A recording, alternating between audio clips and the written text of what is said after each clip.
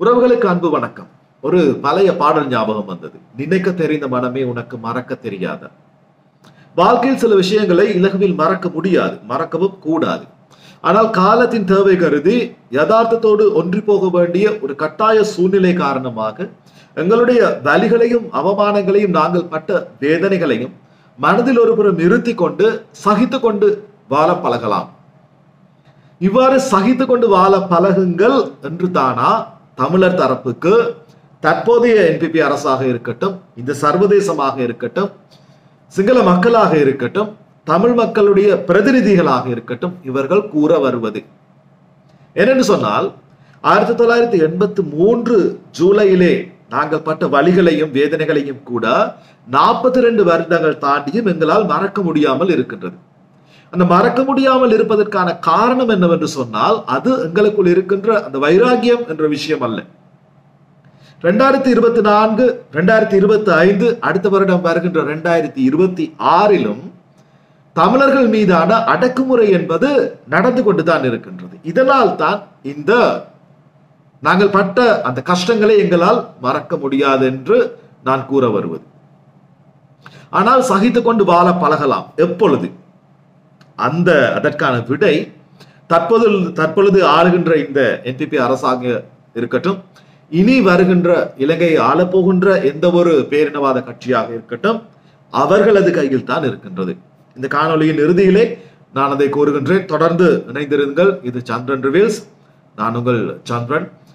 என்னுடைய காணொலிகளை சப்ஸ்கிரைப் செய்து பார்க்கின்ற நண்பர்களுக்கு நன்றி. இந்த காணொலிக்கும் உங்களுடைய சப்ஸ்கிரைபை வழங்கி எனக்கு ஆதரவு தாருங்கள். ஓகே, 2025 ஜூலை மாதம் 23ஆம் தேதி இலங்கை சோசலிச இளைஞர் அமைப்பு கொழும்பு கோட்டையிலிருந்து யாழ்ப்பாணம் நோக்கி புகையிரதத்தில் சென்று அங்கே சில கலாச்சார நிகழ்வுகளில் கலந்து கொண்டார்கள். இது உண்மையில் வரவேற்கத்தக்க ஒரு நிகழ்வு. ஏனென்று சொன்னால், இந்த நாள் 1983 ஜூலை மாதம் 23ஆம் தேதி தமிழ் மக்கள் அனுபவித்த அந்த கொடூரம் வரலாற்றில் மாற்றப்படாத, திருத்தி எழுத முடியாத ஒரு நாள். சோ அதை மறப்பதற்காக அல்லது அந்த வலிகளை சுமந்து கொண்டு அந்த சகோதரத்துவத்தை கட்டியெழுப்புவதற்காக எடுக்கப்பட்ட இந்த முயற்சி உண்மையில் பாராட்டப்படத்தான் வேண்டும். ஓகே, ஆனால்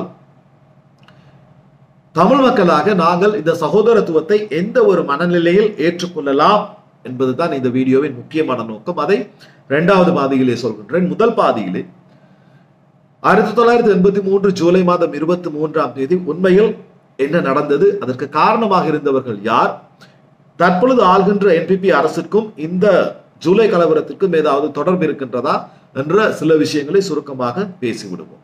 ஓகே, 1983 ஜூலை மாதம் 23ஆம் தேதி ஜப்னாவின் யாழ்ப்பாணம் நல்லூரிலே திருநெல்வேலியிலே ராணுவம் பயணித்துக் கொண்டிருந்த ஒரு வாகனத்தின் மீது இரவு 11:30க்கு தாக்குதல் மேற்கொள்ளப்படுகின்றது. ஒரு ராணுவ தளபதி உட்பட 13 பேர் மொத்தமாக கொல்லப்படுகின்றார்கள்.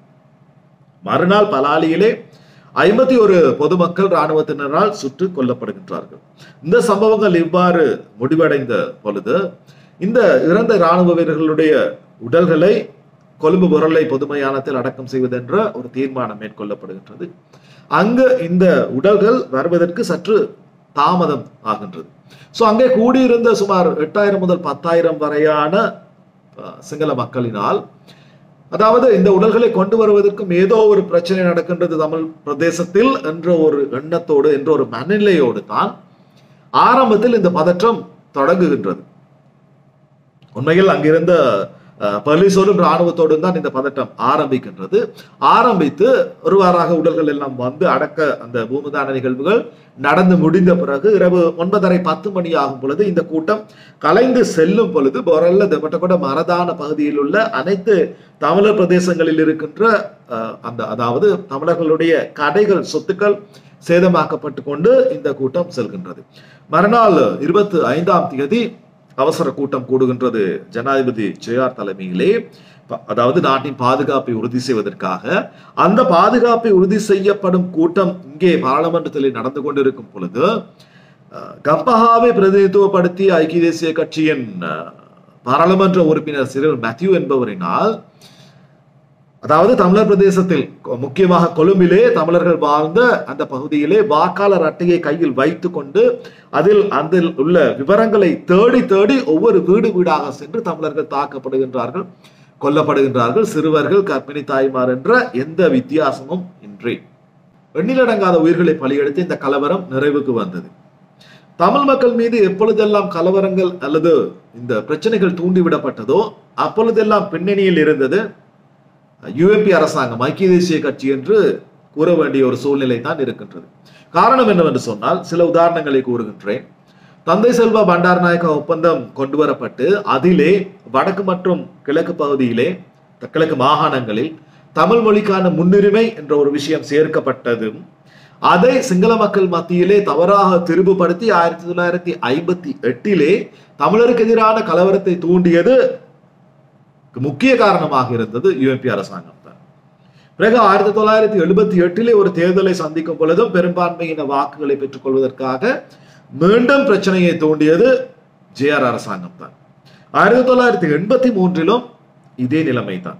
ஆனால் ஜூலை மாதம் 29 1983 ஜேஆர் பொதுமக்களுக்கு உரையாற்றும் பொழுது என்ன கூறினார் என்றால், தமிழ் மக்கள் சிங்கள மக்களோடு ஒன்றித்து போக பழகி கொள்ளுங்கள், நீங்கள் தனிநாடு கேட்டது தவறு, அதனால் தான் இந்த சிங்கள மக்களுடைய கோபத்துக்கு ஆளானீர்கள் என்ற ரீதியிலே தான் அவர் கூறியிருந்தார். ஓகே, அந்த யுஎன்பி கட்சியை தான் காலாகாலமாக வடக்கு கிழக்கு மக்கள் ஆதரித்துக் கொண்டிருந்தார்கள். ஓகே, இதிலே இந்த ஜேவிபியினுடைய தொடர்பு என்ற ஒரு விஷயம் இருக்கின்றது. ஏனென்று சொன்னால் பிறகு பிரேமதாசா அரசுக்கு, அதாவது ஜனாதிபதியாக பொறுப்பேற்ற பின்னரும் கூட இந்த தமிழ் மக்கள் மீதான கலவரங்களுக்கு ஜேவிபி காரணம் என்ற ஒரு விஷயத்தை கூட ஒரு கட்டுக்கதையாக கட்டவிழ்த்து விட்டது. அதை ஏற்றுக்கொண்டோரும் இருக்கின்றார்கள். ஆனால் உண்மையில் அவ்வாறு அல்ல. இன்னும் அதிகமாக சொல்ல போனால் முக்கியமாக கிழக்கு பிரதேசத்திலே இருந்த ஆயுத குழுக்களுக்கும் தமிழர் ஆயுத குழுக்களுக்கும் இந்த ஜேவிபிக்கும் இடையிலே நெருங்கிய ஒரு தொடர்பு இருந்தது. ஜேவிபி எதிர்த்த 2 விஷயங்கள் அரசாங்கத்தின் மேலே, ஒன்று இந்திய அமைதி படையின் எதிர்ப்பு, அவர்கள் நாட்டை விட்டு வெளியேற வேண்டும் என்ற ஒரு கோஷம், மற்றது ஆள்கின்ற அரசு மேற்கொண்ட பொருளாதார சில தவறான முடிவுகள். இந்த விஷயங்களை தான் இவர்கள் விமர்சித்தது. ஓகே, ஒரு போட்டோ கூட இருக்கின்றது. தற்பொழுது இருக்கின்ற பொதுச் செயலாளர் டில்வின் சில்வா ஒருவரை, அதாவது இருவர் மூவரோடு இருப்பது போன்ற ஒரு போட்டோ இருக்கின்றது. இந்த போட்டோவின் உண்மை தன்மை என்னவென்று சொன்னால், இது 83 கலவரத்திலே பொரல்ல பஸ் ஸ்டாண்டிலே எடுக்கப்பட்ட ஒரு போட்டோ. இந்த போட்டோவை எடுத்தது சந்திரகுப்தா அமரசிங்க என்ற ஒரு பத்திரிகை ஆசிரியர். இது 1997 தான் ராவய பத்திரிகையிலே இது வெளிவந்தது. உண்மையில் இது டில்வின் சில்வா அல்ல என அந்த போட்டோகிராஃபர், அந்த நிருபரே கூறியிருந்தார். அதுவும் டில்வின் சில்வா இந்த போட்டோவை பற்றி கூறும் பொழுது தான் ஸ்பெக்ஸ் பாவிக்க யூஸ் பண்ண ஆரம்பித்தது, கண்ணாடி யூஸ் பண்ண ஆரம்பித்தது தன்னுடைய 40வது வயதிலே, தனக்கும் இதுக்கும் எந்த தொடர்பும் இல்லை என்று அவரும் தெளிவாக இதை கூறியிருந்தார். அத்தோடு இந்த பிரச்சனையை இப்பொழுது ஜேவிபி அரசு கூறுவது போன்று, அதாவது என்பிபி அரசு கூறுவது போன்று இந்த சகோதரத்துவம் என்ற ஒரு விஷயத்துக்குள் தமிழ் மக்கள் வர வேண்டுமானால் என்ன செய்ய வேண்டும்? அதாவது தமிழ் மக்களுடைய முக்கிய கோரிக்கை எல்டிடிக்கு நியாயம் கேட்பதல்ல, தமிழர் விடுதலை புலிகளுக்கான நியாயம் அல்ல, இது தமிழ் மக்களுக்கான நியாயம். இன்னொரு விஷயத்தில் தமிழீழ விடுதலை புலிகளுக்காக நியாயம் கேட்டு தென்னிலங்கையிலே யுத்தத்துக்காக அந்த பாடுபட்ட இராணுவ அந்த வீரர்களையோ, அப்படி இல்லை என்று சொன்னால் அந்த யுத்தத்தை மேற்கொண்ட அரசியல்வாதிகளையோ காட்டி கொடுக்க வேண்டும் என்றதும் தமிழ் மக்களுடைய நோக்கம் அல்ல. மாறாக தமிழ் மக்களுக்கு என்று சில கோரிக்கைகள் இருக்கின்றது. உதாரணமாக சொல்ல போனால் செம்மணி விவகாரம்.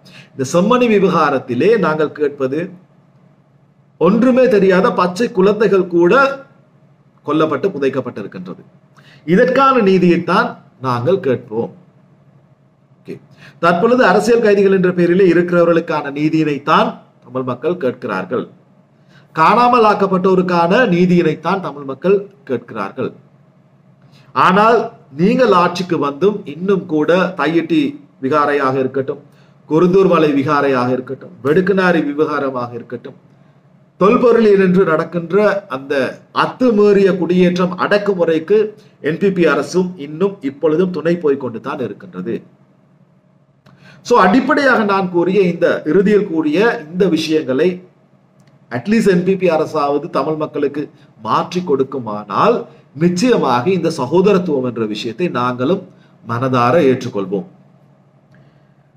தெரிவியுங்கள் உங்கள் கருத்துக்களையும். சந்திக்கின்ற இன்னும் ஒரு பதிவிலே அதுவரை விடைபெறும் நான் என்றும் உங்களில் ஒருவன் சந்திரன். நன்றி.